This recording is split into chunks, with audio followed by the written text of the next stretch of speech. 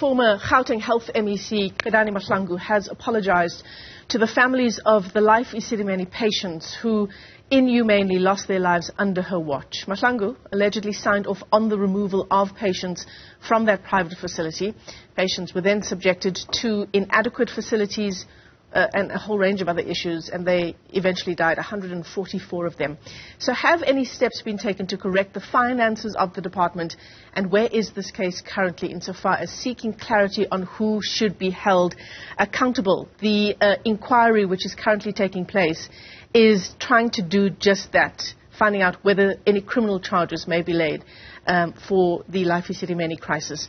Let's unpack the story this morning. We're joined by Nomvula Nonjabe, who is the Life Esidimeni Family Committee member. We're also joined this morning on this conversation by Jack Bloom, who is the DA's Gauteng Health spokesperson. To both of our guests, thanks very much indeed for joining us this Wednesday morning. Nomvula, I want to begin with you this morning because so much of what's unfolding in this latest inquiry is around the families finding some sort of closure, right? And with Qedani Mahlangu on the stand, it's finding that closure from the person who reportedly signed off on the moving of those Life Esidimeni patients.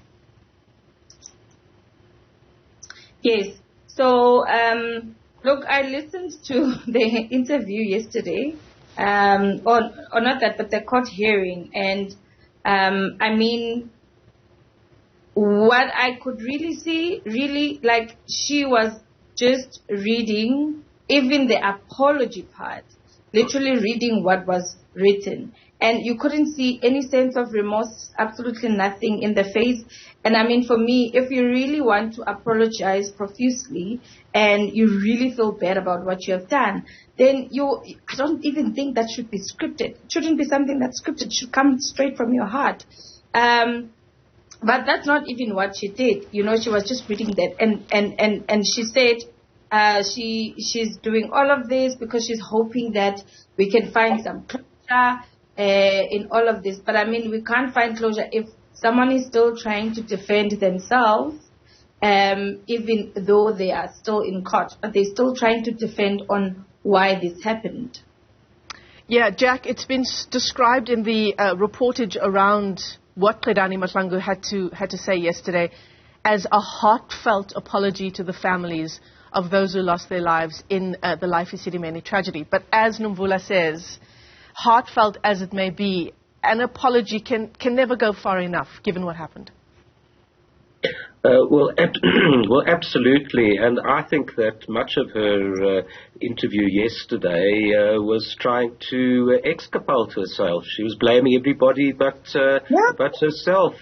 She said that the Budget Council had actually determined that the contract would be terminated, and she appeared to be blaming the former Premier David Makura.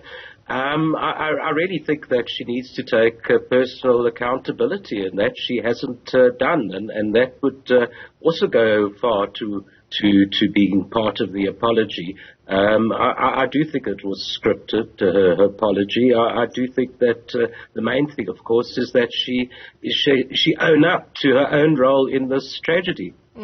Nomvula, and that for the family is what would amount to accountability as well, right? What Jack Bloom is saying there, owning up to what happened and what was your part in that tragedy. Yes. And I also think that the fact that she didn't even mention the fact that, you know, even though she tried to blame everyone, but none in her statement where she mentions how we actually tried to tell her to stop it and tell whoever that she was reporting to stop it. And I mean, if she really wanted to stop it, and if she wanted to listen to us, and she wanted to hear our concerns, then she would have taken us to the Budget Council or to the Premier as well, so that they can hear our plea. But I mean, that time she was the MEC, and we could only go up to as her, and of which she literally pushed us away.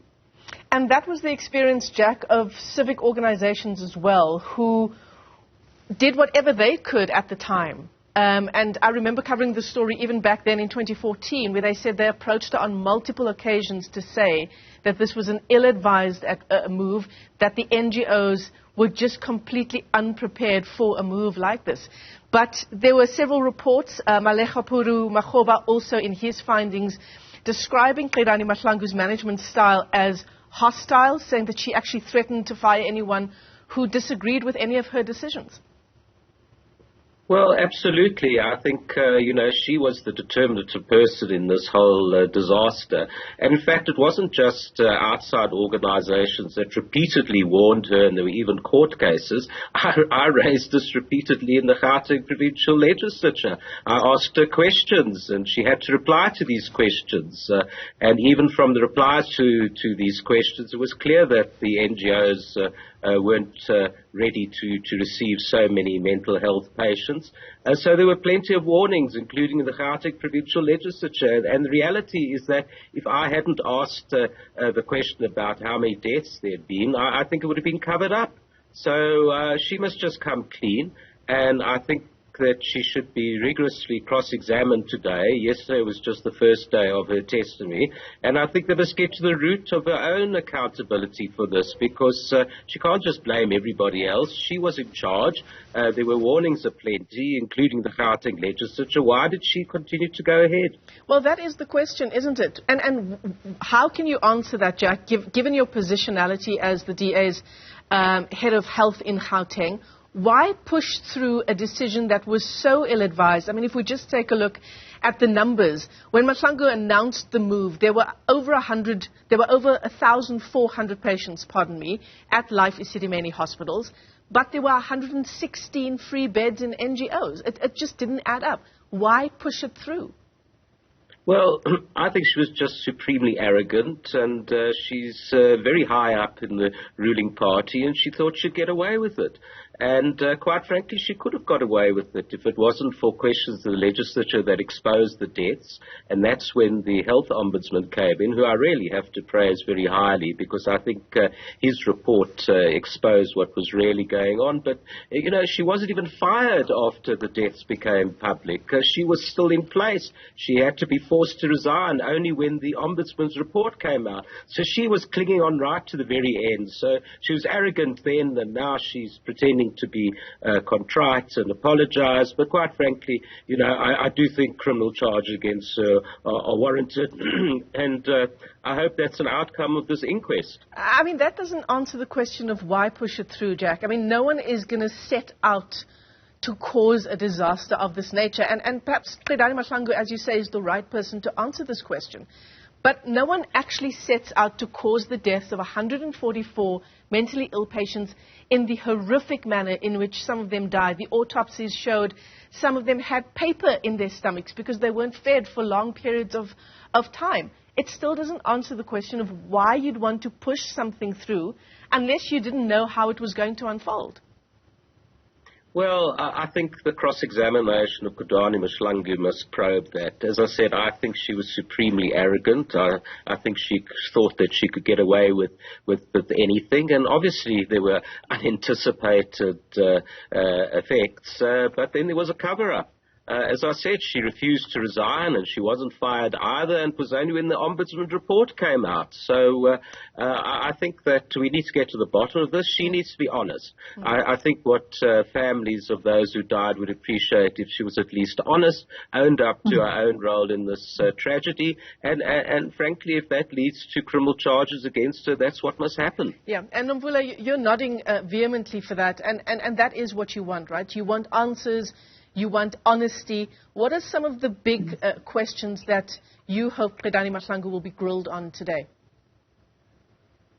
So I think for me, I completely agree with what Jack said.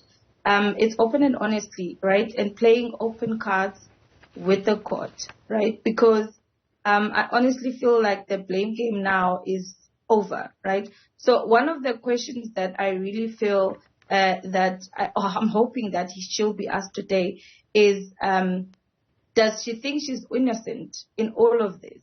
Or what role does she think she played in all of this?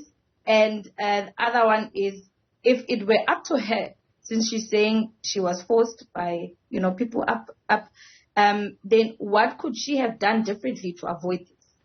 Yeah. Yeah, absolutely.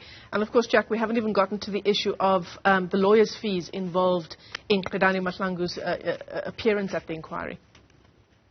Well, yes, that's absolutely outrageous that, the taxpayer is paying for her legal fees R250,000 rand a day. So every day that she's on the witness stand is costing us R250,000 rand a day. It says to me that she's still got friends in high places and that they're trying to protect her, which I think is a scandal in itself. So the DA has written to the Minister of Justice asking them to account for why they're still paying for her legal fees, and I think she should pay for them herself. Jack Bloom is the DA's Gauteng Health spokesperson, and also joining us on this conversation is Nomvula Nonjabe, who is a member of the Life Esidimeni Family Committee. To both of our guests, thanks very much indeed for joining us. And of course, it's as the inquiry looking once again into this tragedy continues.